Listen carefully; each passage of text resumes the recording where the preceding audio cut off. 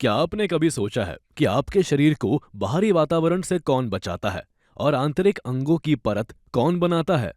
इसे कहते हैं उपकला ऊतक, शरीर का सुरक्षात्मक आवरण। यह शरीर के अधिकांश अंगों और देहगुहा को आवृत करता है।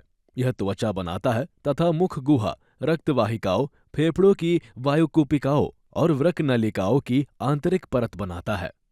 उपकला ऊतक की कोशिकाएं आपस में बहुत सघन रूप से जुड़ी होती है, जिससे एक सतत परत बनती है। सभी उपकला ऊतक एक पतली आधारीय झिल्ली पर स्थित होती है, जो इसे नीचे स्थित ऊतक से अलग करती है।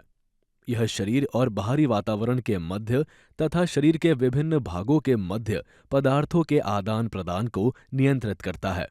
सबसे पहले है सरल शल की उपकला। इसकी कोशिकाएं अत्यंत पतली और चपटी होती है, जो एक नाजुक परत बनाती है।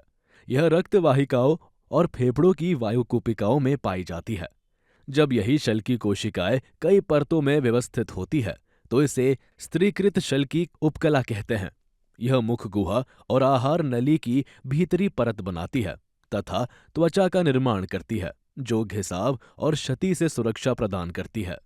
अब देखते हैं स्तनभाकर उपकला, जिसकी कोशिकाएं लंबी और स्तंभ के आकार की होती है।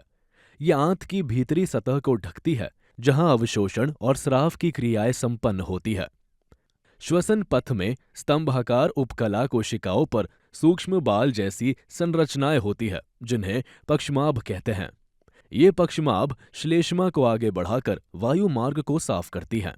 इस विशेष प्रकार को पक्षमाभ युक्त स्तंभाकार उपकला कहा जाता है। स्तंभाकार उपकला के अलावा शरीर में घनाकार उपकला भी पाई जाती है, जिसकी कोशिकाएं घन के आकार की होती है। यह वृक्क नलिकाओं और लाल ग्रंथियों की नलिकाओं की परत बनाती है। यह यांत्रिक सहारा प्रदान करती है तथा स्राव और अवशोषण में सहायता करती है। इसके अतिरिक्त कभी कभी उपकला कोशिकाएं विशेषीकृत होकर ग्रंथिल कोशिकाएं बन जाती है। उपकला ऊतक का एक भाग अंदर की ओर मुड़कर बहुकोशिकीय ग्रंथि का निर्माण करता है। इसे ग्रंथिल उपकला कहते हैं, जो पदार्थों का स्राव उपकला की सतह पर करती है।